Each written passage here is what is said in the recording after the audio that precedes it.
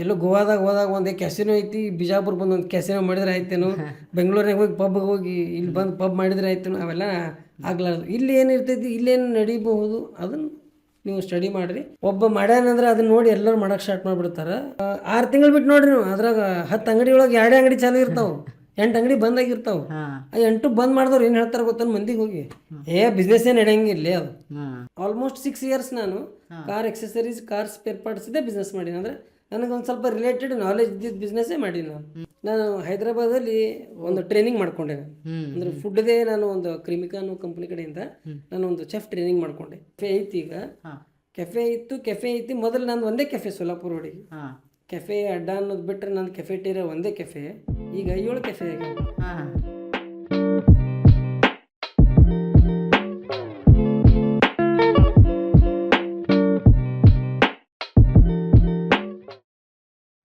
So welcome to Kannada headmaster. ಇವತ್ತು ನಮ್ಮ ಜೊತೆ ಸ್ಪೆಷಲ್ ಗೆಸ್ಟ್ ಅದಾರ.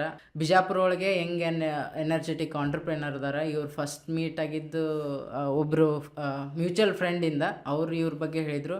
ಆಮೇಲೆ ಇವ್ರ ಜೊತೆ ಮಾತಾಡೋಣ ನನಗೂ ಇನ್ನೊಂದು ಸ್ವಲ್ಪ ಜಾಸ್ತಿ ಇಂಟ್ರೆಸ್ಟ್ ಬಂತು. ಇವರಿಂದ ಕಲ್ಕೊಳ್ಳೋದು ಭಾಳ ಐತಿ ಅನ್ನಿಸ್ತು. ಸೊ ಇವತ್ತಿನ ಕಾನ್ಸೆಪ್ಟ್ ಏನಂದ್ರೆ ಬಿಸ್ನೆಸ್ ಬಗ್ಗೆ ಸ್ಟಡಿ ಮಾಡೋದು. ಇವರು 2-3 ಬಿಸ್ನೆಸ್ ಐತಿ ಇವ್ರದ್ದು. ಸೊ ಈ ಬಿಸ್ನೆಸ್ ಸ್ಟಾರ್ಟ್ ಮಾಡ್ಬೇಕಂದ್ರೆ ಏನೇನು ಮಾಡಬೇಕು, ಹೆಂಗೆ ಪ್ರಿಪೇರ್ ಆಗಬೇಕು ಅನ್ನೋದು ಇವತ್ತಿನ ಕಾನ್ಸೆಪ್ಟ್ ಐತಿ.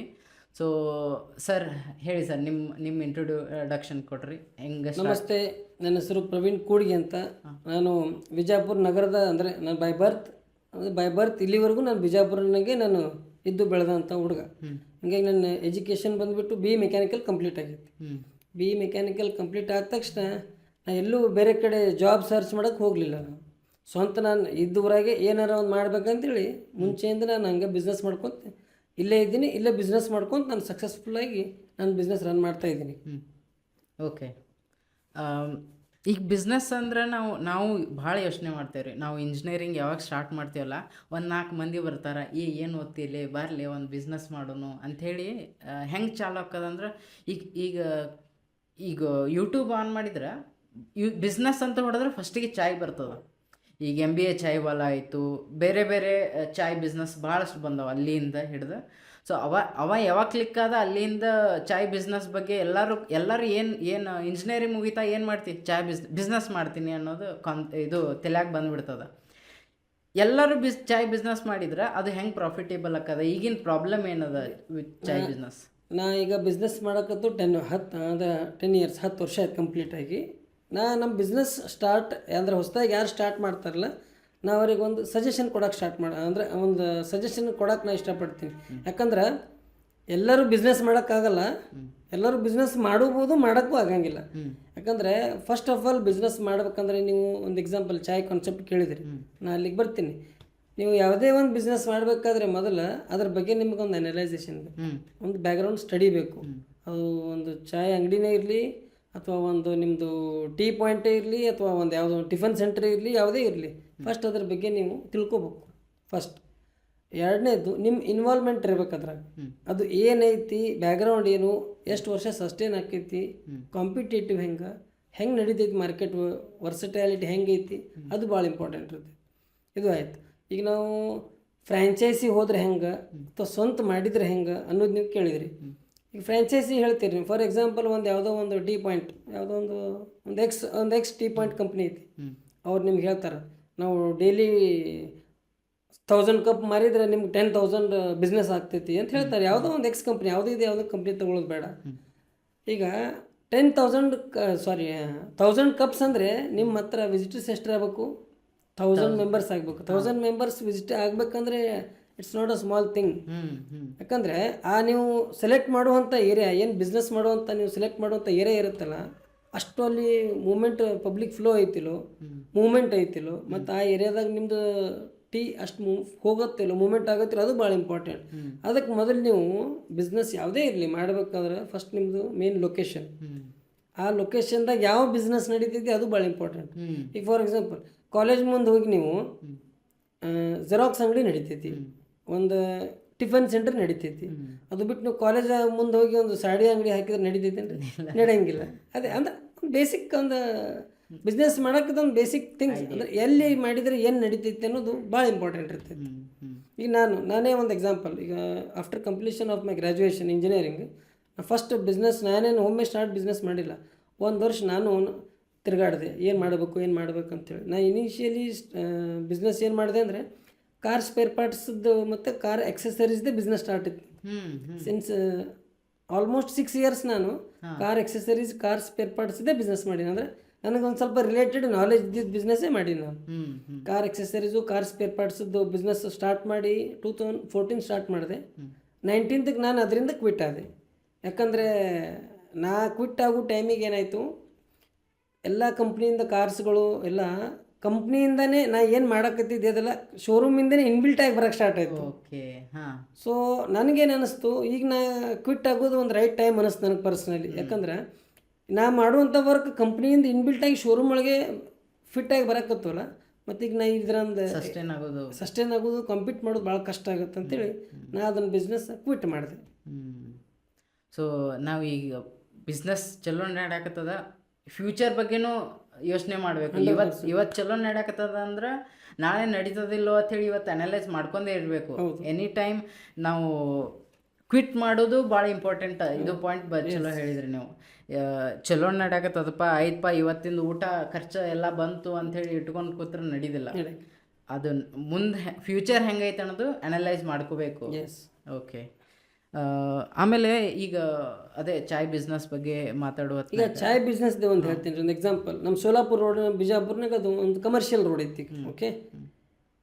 ನಮ್ಮ BLD ಒಂದು ಪ್ರತಿಷ್ಠಿತ BLD ಏನು ಮೆಡಿಕಲ್ ಕಾಲೇಜ್ ಇದ್ದಿಲ್ಲ, ಅಲ್ಲಿಂದ ಸರ್ಟೇನ್ ಒಂದು 2 kilometers ಒಳಗಡೆ ಮೊದಲು ಹೆಂಗಿತ್ತು, ಒಂದು 2 ಟೀ ಪಾಯಿಂಟ್ಸ್ ಇತ್ತು. ಈಗ ಒಂದು 10-12 ಟೀ ಪಾಯಿಂಟ್ಸ್ ಆಗಿಬಿಟ್ಟವು. ಅದು ನಮ್ಮ ಈ ಯೂತ್ಸ್ ಏನು ಮಾಡ್ತಾರೆ, ಟೀ ಪಾಯಿಂಟ್ ಅವನದೊಂದು ಹಾಕ್ಯಾನ ಚಲೋ ನಡೆದೈತೆ ಅಂದ್ರೆ ನಾನು ಹಾಕೇ ಬಿಡೋದು. ಅವನ ಜೊತೆ ಕಾಂಪಿಟೇಷನ್ ಮಾಡಕ್ಕೆ ಹಾಕ್ತಾರೋ ಅಥವಾ ಅವನಿಗೆ ಡ್ಯಾಮೇಜ್ ಮಾಡಕ್ಕೆ ಹಾಕ್ತಾರೋ ಅಥವಾ ಸಾಯಕ್ಕೆ ಹಾಕ್ತಾರೋ ಗೊತ್ತಾಗಂಗಿಲ್ಲ ನನಗೆ. ಅಂದ್ರೆ ನೀವು ಬಿಸ್ನೆಸ್ ಇನ್ನೊಬ್ಬರು ನೋಡಿ ಯಾವುದು ಬಿಸ್ನೆಸ್ ಮಾಡಬೇಡ್ರಿ. ಅಲ್ಲಿ ಯಾವುದೇ ಲೊಕೇಶನ್ ಇರಲಿ, ಅವ್ರದ್ದು ಅವ ಟೀ ಪಾಯಿಂಟ್ ಹಾಕ್ಯಾನ ಚಲೋ ನಡೆದೈತಿ, ನಾ ಯಾಕೆ ಹಾಕ್ಬಾರ್ದು ಅಂದ್ರೆ ಮಾಡಬೇಡ್ರಿ. ಅವ ಅದನ್ನು ಹಾಕ್ಯಾನ ಒಂದು ಕ್ಲಿಕ್ ಆಗೈತಿ ಅಥವಾ ಆಗಂಗಿಲ್ಲ ಸೆಕೆಂಡರಿ, ನಿಮಗೆ ಅದು ನಡಿತೈತಿಲ್ಲ ಅದನ್ನು ನೋಡ್ಕೊಳ್ಳಿ. ಅವ ಆಲ್ರೆಡಿ ಎಸ್ಟಾಬ್ಲಿಷ್ಡ್ ಟೀ ಪಾಯಿಂಟ್ ಇರ್ತೈತಿ. ಮತ್ತು ಅವನದ್ರಾಗೆ ಕಸ್ಟಮರ್ ನೀವು ಡಿವೈಡ್ ಮಾಡಬೇಕು. ಈಗ ಅವನದು ಆಲ್ರೆಡಿ ಸೆಟಪ್ ಬಿಸ್ನೆಸ್ ಇರ್ತೈತಿ, ನೀವು ಹೊಸದಾಗಿ ಮಾಡಿದ್ರಿ ಅಂದ್ರೆ ಅವನದೇ ಒಂದು 10-20% ಕಸ್ಟಮರ್ ನೀವು ಡೈವರ್ಟ್ ಮಾಡ್ಬೇಕು ಅಷ್ಟೇ. ನೀವು ಹಾಕಿರಿ ಅಂತೇಳಿ ಅಲ್ಲಿದೆಲ್ಲ ಬಿಟ್ಟು 100% ಕಸ್ಟಮರ್ ಕನ್ವರ್ಟ್ ಅಂತೂ ಆಗಂಗಿಲ್ಲ. ಸೊ ನೀವು ಈ ಕಾಂಪಿಟೇಷನ್ ಸ್ಟಾರ್ಟ್ ಆಗಿಬಿಡ್ತೈತಿ. ಯಾವುದೇ ಬಿಸ್ನೆಸ್ ಇರಲಿ, ಕಾಂಪಿಟೇಷನ್ ಅಂತ ಬಂದಾಗ ಒಂದೇ ಸೇಮ್ ಟೈಪ್ ಆಫ್ ಬಿಸ್ನೆಸ್ ಒಂದೇ ಕಡೆ ಲೊಕೇಶನ್ದಾಗ ಇರೋದು ಒಂದು 20-30% ಕ್ರೌಡ್ನಲ್ಲಿ ಕರ್ಕೊಂಬರ್ತೈತಿ ರೀ. ಬಟ್ ಸಸ್ಟೈನ್ ಆಗೋದು ಭಾಳ ಕಷ್ಟ ಆಗತ್ತೆ. ಅದನ್ನು ಲೈವ್ ಫೇಸ್ ಮಾಡೀನಿ. ಯಾಕಂದ್ರೆ ನಂದು ಕೆಫೆ ಇತ್ತು, ಕೆಫೆ ಐತಿ. ಈಗ ಕೆಫೆ ಐತಿ. ಮೊದಲು ನಂದು ಒಂದೇ ಕೆಫೆ ಸೋಲಾಪುರ ರೋಡಿಗೆ. ಕೆಫೆ ಅಡ್ಡ ಅನ್ನೋದು ಬಿಟ್ಟರೆ ನಂದು ಕೆಫೆಟೇರಿಯಾ ಒಂದೇ ಕೆಫೆ. ಈಗ 7 ಕೆಫೆ ಆಗ್ಯಾವ. ಅದ್ರಾಗ ಕೆಫೆ ಒಳಗೆ ನಂದು ಒಂದೇ ವೆಜ್ ನಾನ್ ವೆಜ್ 2 ಇತ್ತು. ಓಕೆ. ಮಿಕ್ಕಿದ್ದೆಲ್ಲ ಪ್ಯೂರ್ ವೆಜ್.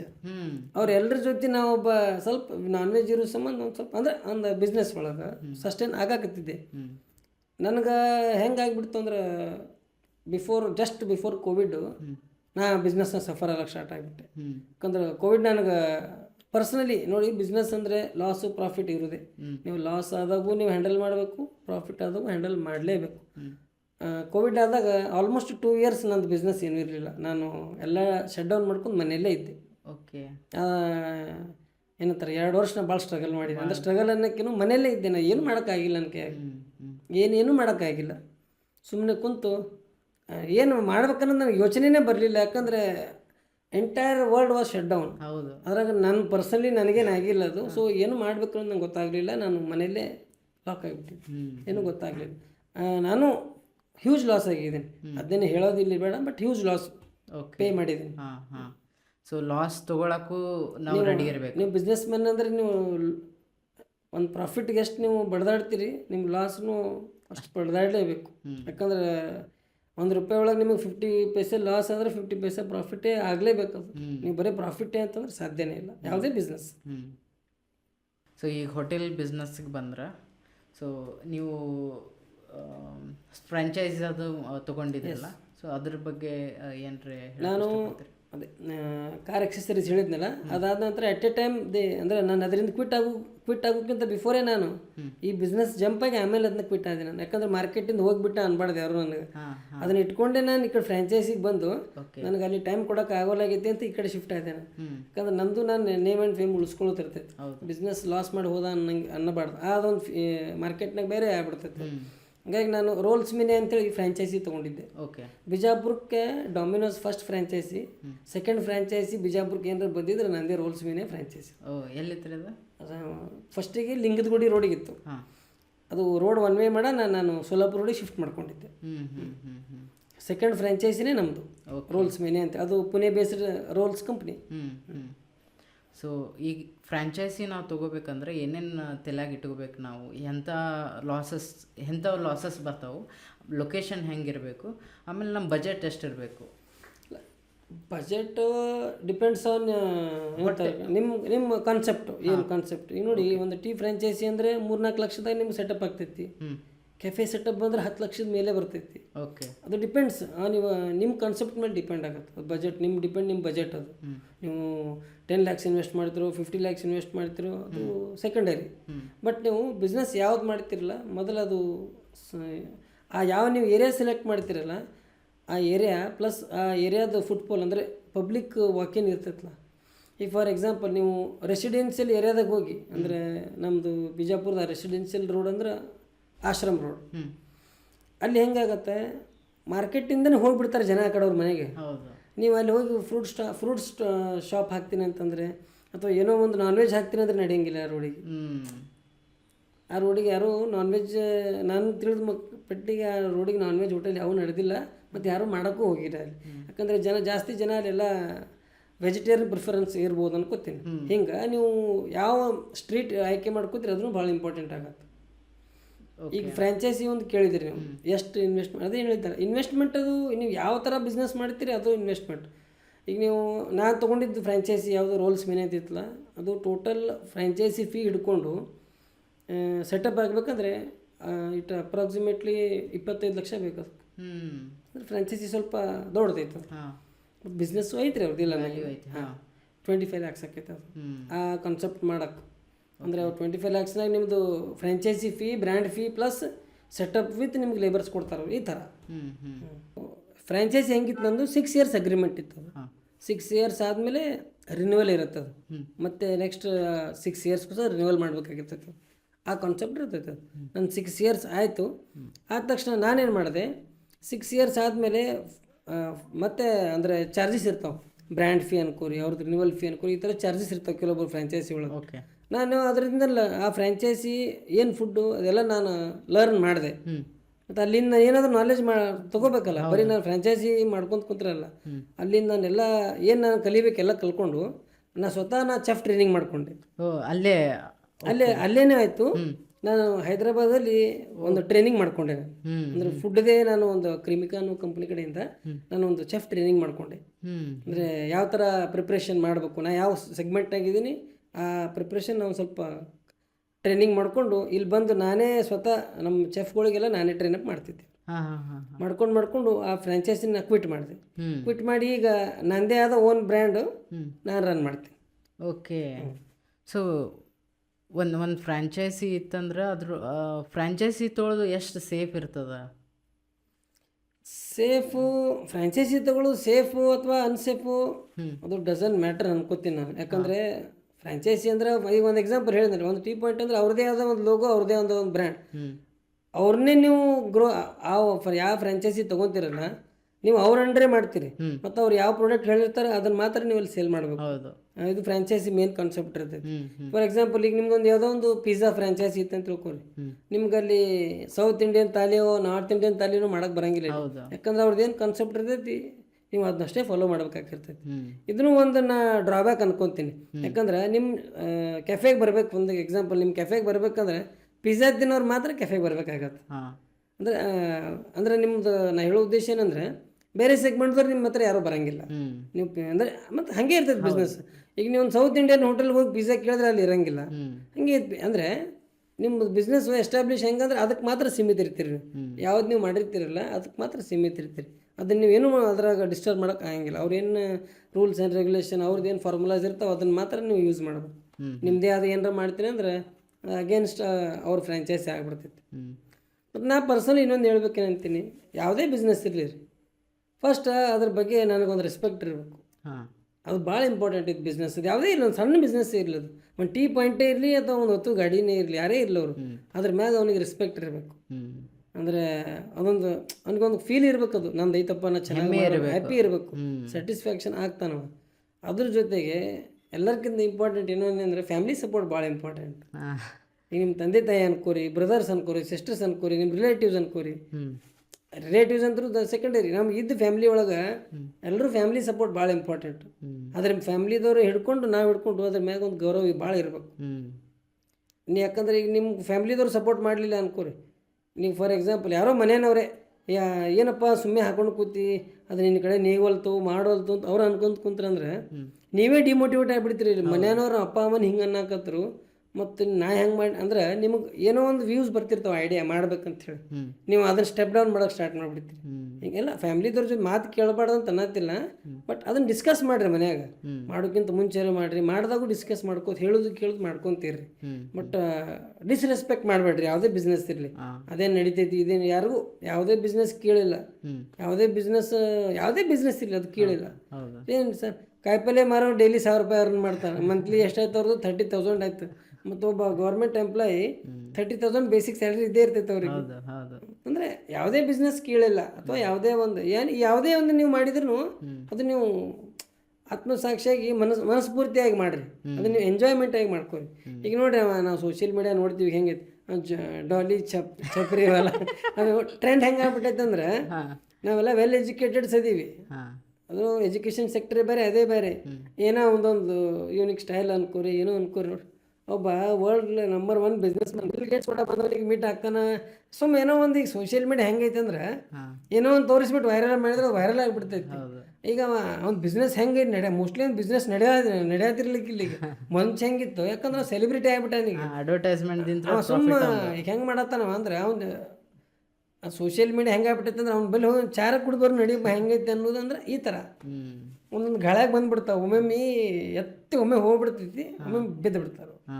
ಈಗ ಈ ಥರ ಎಷ್ಟೋ ಕೇಸಸ್ ಆಗ್ಯಾವ. ಹಿಂದೆ ಎಷ್ಟೋ ಜನ ಕೇಸಸ್ಸು ಒಮ್ಮೆ ಹೈಕ್ ಆಗಿಬಿಡ್ತಾರೆ, ಒಮ್ಮೆ ಮಾರ್ಕೆಟಿಂದ ಕೊಲ್ಯಾಪ್ಸಾಗಿ ಗಪ್ಪೆ ಆಗಿಬಿಡ್ತಾರೆ.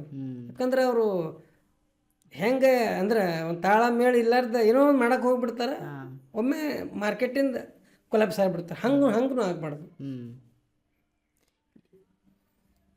ಅದೇ ಇವ್ರ ಎಕ್ಸಾಂಪಲ್ ಸೋಷಿಯಲ್ ಮೀಡಿಯಾದೊಳಗೆ ಏನಾಗತ್ತದಲ್ಲ, ಈಗ ಅವ್ರ ಟೈಮ್ ಐತಿ, ಈಗ 1-2 ಮಂತ್ ಅವ್ರ ಟೈಮ್ ಅದ, ಅವ್ರು ಏನೋ ಮಾಡ್ತಾರೆ.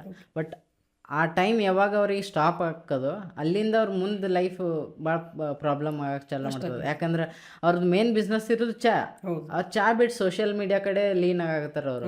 ಅವ್ರು ಈಗೇನೋ ಟ್ರೆಂಡಿಂಗ್ದೊಳಗೆ ಅದಾರ ಅಂತಂದು ಬಿಸ್ನೆಸ್ ನಡೆಯಕತ್ತದ, ಇಲ್ಲ ಅವ್ರಿಗೆ ಏನ್ರಿ ಇನ್ಕಮ್ ಬರಾಕತ್ತದ.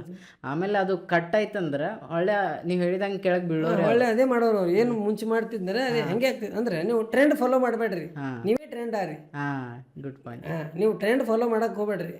ಸುಮ್ ಗಾಳ್ಯಾಗ ಹೋಗಿ ಗಾಳಿಗೆ ಗುದ್ದಿ ಯಾಕೆ ಮೈ ನುಸ್ಕೊಳ್ಳೋದು. ನಮ್ಮದೇ ಆದ ಒಂದು ಟ್ರೆಂಡ್ ಸೆಟ್ ಮಾಡ್ರಿ. ಸ್ಟ್ರಗಲ್ ಐತಿ, ನೀವು ಸ್ಟ್ರಗಲ್ ಮಾಡ್ಲಾರ್ದಂತೂ ನಿಮ್ಗೆ ಏನೂ ಮಾಡೋಕ್ಕೆ ಸಾಧ್ಯ ಇಲ್ಲ. ಈಗ ನೀವು ಗ್ರೌಂಡ್ ಫ್ಲೋರಿಂದ ಫಸ್ಟ್ ಫ್ಲೋರಿಗೆ ಬರ್ಬೇಕಂದ್ರೆ ಒಂದೇ ಒಂದು ಜಂಪ್ ಮಾಡಂತೂ ಬರೋಕ್ಕೆ ಸಾಧ್ಯ ಇಲ್ಲ. ನೀವು ಒಂದು 10-20 ಮೆಟ್ಲು ಏರೇಬೇಕು. ಆ ಮೆಟ್ಲೇ ನೀವೇನು ಅನ್ಕೊಳ್ಳೋದು ನಮ್ದು ಅಂದ್ರೆ ಸ್ಟೆಪ್ ಬೈ ಸ್ಟೆಪ್ ನಾವು ಹಿಂಗೆ ಆ ಒಂದು ಪೊಸಿಷನ್ಗೆ ಬರ್ಬೇಕಂದ್ರೆ ಅಷ್ಟು ಸ್ಟೆಪ್ ನೀವು ಏರಲೇಬೇಕು. ಒಮ್ಮೆ ಟಾಪ್ ಟು ಬಾಟಮ್ ಅಂದರೆ ಬಾಟಮ್ ಟು ಟಾಪ್ ಜಿಗಿತೀನಿ ಅಂದರೆ ಒಮ್ಮೆ ಜಿಗಾಕಂದ್ರೆ ಸಾಧ್ಯನೇ ಇಲ್ಲ. ಓಕೆ ಸರ್, ಈಗ ನಮ್ಮ ಇನ್ಸ್ಪಿರೇಷನ್ ತೊಗೋರಿ. ನಮ್ಮ ಅದಾರ ಈಗ ಯಾರು ನಮ್ಮ ವಿಜಯ್ ಶಂಕರ್ ಸರ್ ಅದಾರ, VRL ಮೀಡಿಯಾದವರು ಹೆಂಗೆ ಅದಾರ ಅವರು ಅಂದರೆ ಹೇಳ್ತಾರೆ ಸೋಷಿಯಲ್ ಮೀಡಿಯಾದಾಗ ಅಂದ್ರೆ ಮಾತು ಬರ್ತಾವೆ. ಅವ್ರು ಬರೀ ಟೈರ್ ನೋಡಿದ್ರೆ ಹೇಳ್ತಾರೆ ಅಂತ ಇದು ಎಷ್ಟು ಕಿಲೋಮೀಟರ್ ರನ್ ಆಗೈತಿ ಅಂತೇಳಿ. ಅಂದ್ರೆ ಅವ್ರು ಎಷ್ಟು ಎಕ್ಸ್ಪೀರಿಯನ್ಸ್ ಅದಾರಂತ. ಸ್ವತಃ ಅವ್ರಿಗೆ ವೆಹಿಕಲ್ ಓಡಿಸ್ತಿದ್ರು, ಸ್ವತಃ ಅವರು ಅಂದ್ರೆ ಬಿಸ್ನೆಸ್ ಅವ್ರಿಗೆ ಬಿಸ್ನೆಸ್ ಐಕಾನ್ ಅವರು. ಅವ್ರ ಬಿಸ್ನೆಸ್ ಥೌಸಂಡ್ಸ್ ಆಫ್ ವೆಹಿಕಲ್ಸ್ ಅದಾವರು. ಲಾಜಿಸ್ಟಿಕ್ಸ್ನಾಗ ಹೆಚ್ಚು ಕಡಿಮೆ ಇಂಡಿಯಾದಾಗ ನಂಬರ್ 1 ಲಾಜಿಸ್ಟಿಕ್ಸ್ ಅವರು. ಅವ್ರದ್ದು ಹೆಂಗೆ ಬಿಸ್ನೆಸ್ ಮ್ಯಾನೇಜ್ ಮಾಡ್ತಾರೋ ಅನ್ನೋದು ಅದನ್ನ ನೋಡಿದ್ರೆ ಅದ್ರ ಮ್ಯಾಗ ಎಷ್ಟೋ ಜನ ರಿಸರ್ಚ್ ಮಾಡತ್ತಾರ, R&D ಮಾಡತ್ತಾರ. ಅಂದ್ರೆ ಅವ್ರು ಯಾವ ರೀತಿ ಅದನ್ನ ಮ್ಯಾನೇಜ್ಮೆಂಟ್ ಮಾಡ್ತಾರೆ ಅಂತೇಳಿ. ಅದಕ್ಕೆ ಯಾವುದೇ ಇರಲಿ, ಅದು ಹೇಳಿದ್ನಲ್ಲ, ಮ್ಯಾನೇಜ್ಮೆಂಟ್ ನೀವು ಸ್ವತಃ ನೀವು ನಿಂತು ಮ್ಯಾನೇಜ್ಮೆಂಟ್ ಮಾಡಿದ್ರೆ ಅದು ಮ್ಯಾನೇಜ್ಮೆಂಟ್ 100% ಆಗತ್ತೆ. ಬಟ್ ಯಾರ್ದೋ ಮ್ಯಾಗ ಹಾಕಿ ಅವ್ರ ಮ್ಯಾಗ ಹಾಕಿ ಮಾಡಿ ಮತ್ತು ಫಸ್ಟ್ ನಾವು ಇನ್ನೊಂದು ಏನು ಮಾಡಬೇಕು, ಬ್ಲೇಮ್ ಮಾಡೋದು ಬಿಟ್ಬಿಡ್ಬೇಕು. ಹಾಂ ಅದು ಸರಿ ಇಲ್ಲ, ಇದು ಸರಿ ಇಲ್ಲ, ಅದನ್ನು ಸರಿ ಮಾಡೋಕೆ ನಾವೇ ಟ್ರೈ ಮಾಡಲಿಲ್ಲ ಅಂದ್ರೆ ಅದೇನು ಸರಿ ಆಗಂಗಿಲ್ಲ ಅದು. ಸೊ ಈಗ ಹೋಟೆಲ್ ಬಿಸ್ನೆಸ್ ನಾ ಏನೋ ಪ್ಲ್ಯಾನ್ ಮಾಡಾಕತ್ತೀನಿ. ನನ್ನ ಬಜೆಟ್ ಕೆಲವೊಂದು ಒಂದು 10 ಲಕ್ಷ ಅಂತೇಳಿ ಇಟ್ಕೊಂಡ್ರೆ ನಾನು ಪ್ರಾಫಿಟ್ ಯಾವಾಗ ಎಕ್ಸ್ಪೆಕ್ಟ್ ಮಾಡ್ಬೋದು, ಆಮೇಲೆ ಎಷ್ಟು ಎಕ್ಸ್ಪೆಕ್ಟ್ ಮಾಡ್ಬೋದು?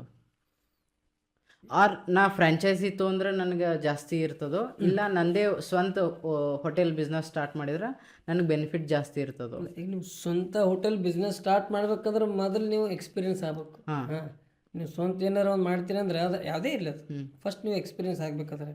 ಅದ್ರ ಈಗ ನೀವು ಹೋಟೆಲ್ನಾಗ ಮಾಡ್ತೀರಿ ಅಂದ್ರೆ ನೀವು ಎಕ್ಸಾಂಪಲ್ ಅದ್ರ ಹೋಟೆಲ್ ಒಳಗೆ ಏನೇನು ಫುಡ್ ಪ್ರಾಡಕ್ಟ್ಸ್ ಅದಾವ ಅದ್ರ ಬಗ್ಗೆ ನಿಮ್ಗೆ ಬೇಸಿಕ್ ನಾಲೆಜ್ ಬೇಕು ನಿಮ್ಗೆ. ಒಮ್ಮೆ ಹೋಟೆಲ್ ಸ್ಟಾರ್ಟ್ ಮಾಡ್ತೀನಿ ಅಂದ್ರೆ ಆಗಲ್ಲ ಅದು.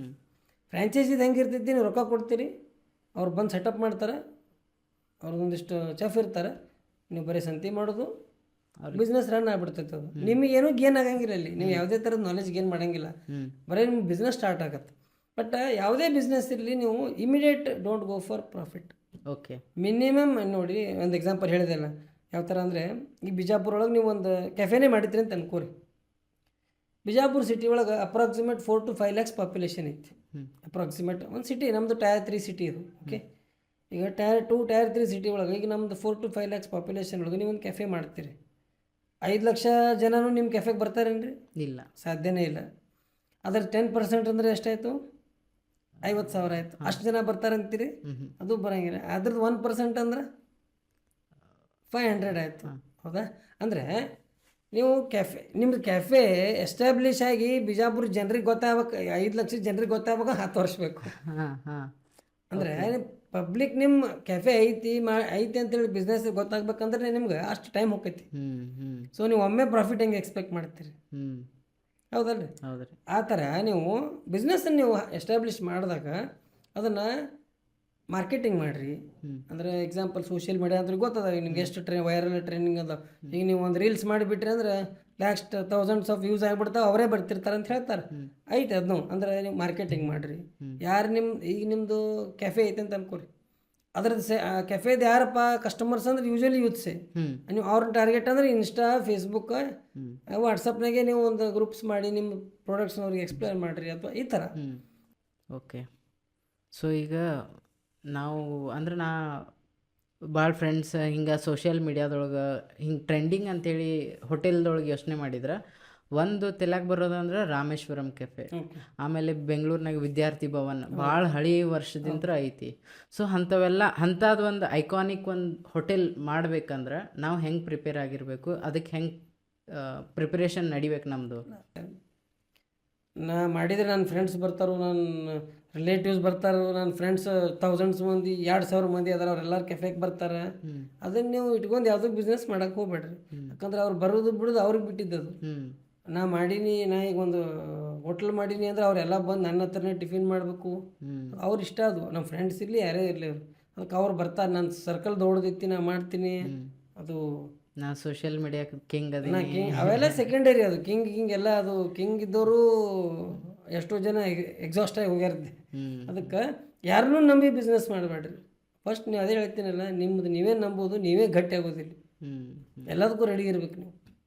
ಎಲ್ಲದಕ್ಕೂ ಅಂದ್ರೆ ಏನು, ಲಾಸ್ ಆದರೂ ಗಟ್ಟಿ, ಪ್ರಾಫಿಟ್ ಆದರೂ ಗಟ್ಟಿ. ಯಾರನ್ನೂ ನಂಬಿ ಬಿಸ್ನೆಸ್ ಮಾಡೋದಿಲ್ಲ. ಸ್ವಂತನ ಅಪ್ರೋಚ್ ಆಗಿ ಬಿಸ್ನೆಸ್ ಮಾಡಿ ಮಾರ್ಕೆಟ್ ವಾಟ್ ಎವರ್ ಹೆಂಗಾದರೂ ಬಿಸ್ನೆಸ್ ಮಾಡ್ತೀನಿ ಅನ್ನೋದು ನಮ್ಗೆ ಛಲ ಬೇಕು. ಅದು ಭಾಳ ಇಂಪಾರ್ಟೆಂಟ್. ಸೊ ನಾವು ಹೋಟೆಲ್ ಬಿಸ್ನೆಸ್ ಇಲ್ಲ ಎನಿ ಕೈಂಡ್ ಆಫ್ ಬಿಸ್ನೆಸ್ನ ಸ್ಟಾರ್ಟ್ ಮಾಡ್ಬೇಕಂದ್ರೆ ನಂದು ಲಾಂಗ್ ಟರ್ಮ್ ಗೋಲ್ ಇರಬೇಕು. ಶಾರ್ಟ್ ಟರ್ಮ್ನಾಗ ಏನೂ ಆಗಲ್ಲ. ಆಮೇಲೆ ನಾನೇ ಅದ್ರೊಳಗೆ ಪಳಗಿರ್ಬೇಕು, ಅದ್ರನ್ನ ಕೆಲಸ ಕಲ್ಕೋಬೇಕು. ಒಂದು ಎಕ್ಸಾಂಪಲ್ VRL ವಿಜಯ ಆನಂದ್ ಅವ್ರದ್ದು ಕೊಟ್ರಿ. ಅವ್ರು ಫಸ್ಟಿಗೆ ಡ್ರೈವರ್ ಇದ್ರು, ಆಮೇಲೆ ಇಷ್ಟು ದೊಡ್ಡ ಬಿಸ್ನೆಸ್ ಒಂದು ಲಾರಿಯಿಂದ ಸ್ಟಾರ್ಟ್ ಮಾಡಿದವ್ರು ಅವರು. ಈಗ ಥೌಸಂಡ್ಸ್ ಆಫ್ ಲಾರೀಸ್ ಅದು ಎಕ್ಸಾಂಪಲ್. ಸೊ ಅದ್ರೊಳಗೆ ಪಳಗಿದ್ರೆ ನಾವು ಅಷ್ಟು ದೊಡ್ಡ ಏನು ಲಾಸ್ಟಿಗೆ ಅಷ್ಟು ಎಸ್ಟಾಬ್ಲಿಷ್ ಮಾಡ್ಬೋದು ನೀವು ನಿಮ್ಮ ಬಿಸ್ನೆಸ್. ಓಕೆ, ಮತ್ತು ಈಗ ಕರೆಂಟ್ ಏನೇನು ಬಿಸ್ನೆಸ್ ಮಾಡಕ್ಕೆ? ಕರೆಂಟ್ ಈಗ ನಂದು ಕೆಫೆ ಐತಿ. ಈಗ ಮೇನ್ ಅದೇ ನಂದು ಬಿಸ್ನೆಸ್ಸು. ಅಂದರೆ ಹೋಟೆಲ್ ಇಂಡಸ್ಟ್ರಿ ಒಳಗೆ ಇದ್ದೀನಿ ನಾನು. ನೆಕ್ಸ್ಟ್ ಮುಂದೆ ಏನು ಪ್ಲ್ಯಾನ್ ಐತ್ರಿ ನಿಮ್ಮದು? ಆ್ಯಕ್ಚುಲಿ ನನ್ನ ಪ್ಲ್ಯಾನ್ ಏನಿತ್ತು, ಒಂದು ಬಿಜಾಪುರಕ್ಕೆ ಒಂದು 3 ಸ್ಟಾರ್ ಲೆವೆಲ್ ಒಂದು ಹೋಟೆಲ್ ಮಾಡಿ ಒಂದು ರಿಸಾರ್ಟ್ ಥರ ಕನ್ಸೆಪ್ಟ್ ಮಾಡಿ ಒಂದು ಏನೋ ಡ್ರೀಮ್ ಐತಿ. ಅದು ಬರುವಂಥ ವರ್ಷನಾಗ ಅದನ್ನು ನಾ ಫುಲ್ಫಿಲ್ ಮಾಡ್ತೀನಿ ಅನ್ನೋದು ನನಗೆ ಕಾನ್ಫಿಡೆನ್ಸ್ ಐತಿ. ಏನೋ ಮಾಡ್ತೀನಿ ಒಟ್ ಅದನ್ನು ಅಚೀವ್ ಮಾಡ್ತೀನಿ ಅನ್ನೋದು ಒಂದು ಕಾನ್ಫಿಡೆನ್ಸ್ ಐತಿ. ಆಮೇಲೆ ಇನ್ನೊಂದು ಪಾಯಿಂಟ್, ಈಗ ಆಗಲೇ ನಾ ರಾಮೇಶ್ವರಂ ಕೆಫೆ ಎಕ್ಸಾಂಪಲ್ ಹೇಳಿದೆ, ಅದನ್ನ ಇಲ್ಲಿ ತೊಗೊಂಬಂದ್ರೆ ಅದು ವರ್ಕ್ ಹಾಕೋದೋ ಬಿಡ್ತದೋ, ಅದು ಚಾನ್ಸಸ್ ಇಲ್ಲಿ ವರ್ಕ್ ಆಗದೇ ಇರ್ಬೋದು. ಯಾಕಂದ್ರೆ ಅಲ್ಲೆಲ್ಲ ದೊಡ್ಡ ದೊಡ್ಡ ಮಂದಿ ಇರ್ತಾರ. ಇಲ್ಲ, ದೊಡ್ಡ ದೊಡ್ಡ ಮಂದಿ ಪ್ರಶ್ನೆ ಇಲ್ಲ. ಬೆಂಗಳೂರಿನಾಗ ಪಾಪ್ಯುಲೇಷನ್ ಎಷ್ಟೈತ್ರಿ?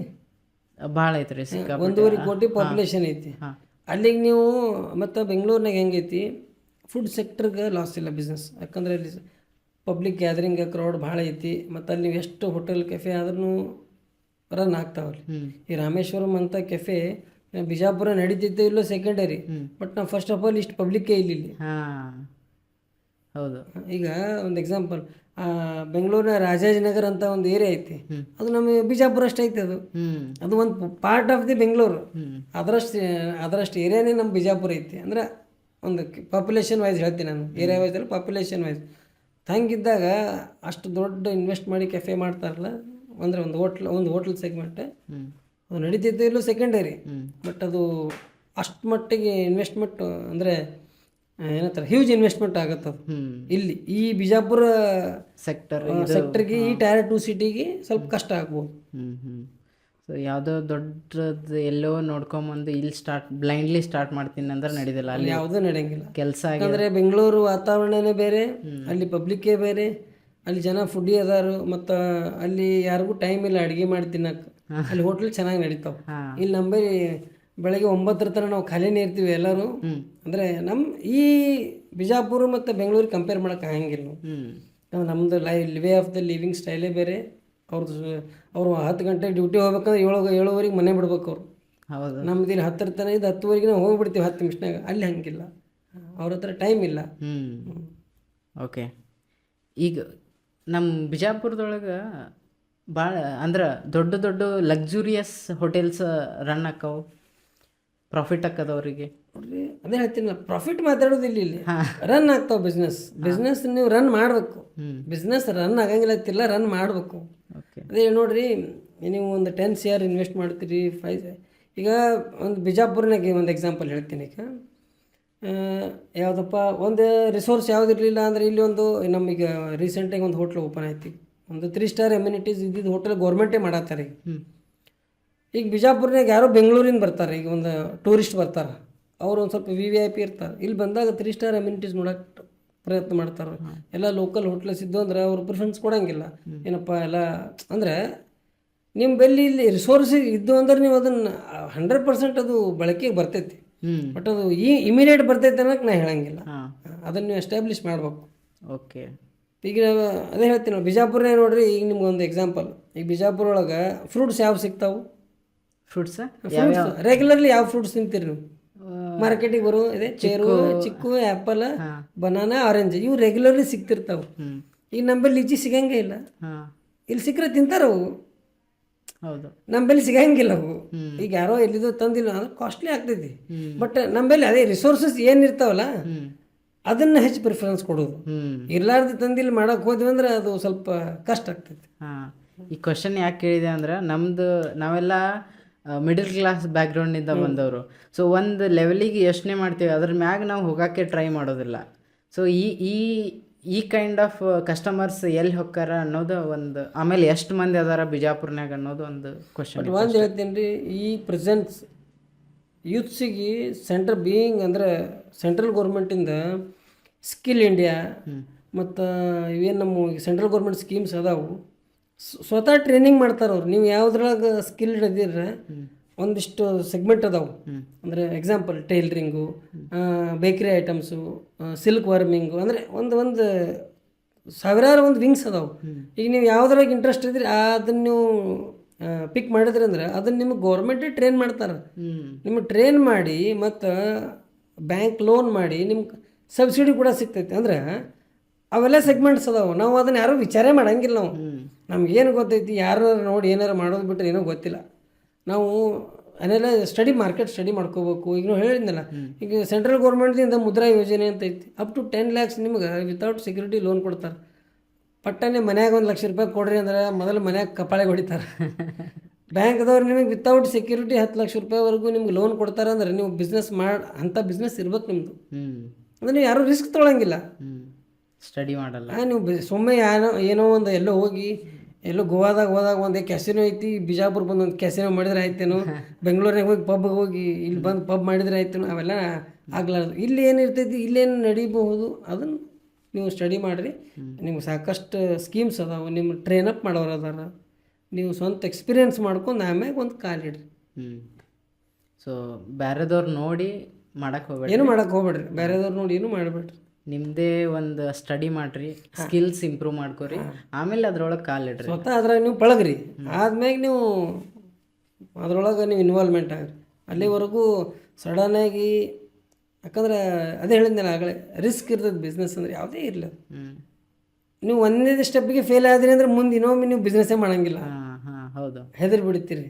ಮತ್ತು ಇನ್ನೊಂದು ಈಗಿನ ಬಿಜಾಪುರದ್ದು ಒಂದು ಹೇಳ್ಬಿಡ್ತೀನಿ ನಿಮ್ಗೆ. ಇನ್ನೊಂದು ನಮ್ಮದು ವಾತಾವರಣ ಹೆಂಗಿತ್ತು ಬಿಜಾಪುರದ್ದು, ಒಬ್ಬ ಮಾಡ್ಯಾನಂದ್ರೆ ಅದನ್ನ ನೋಡಿ ಎಲ್ಲರೂ ಮಾಡೋಕೆ ಸ್ಟಾರ್ಟ್ ಮಾಡಿಬಿಡ್ತಾರೆ.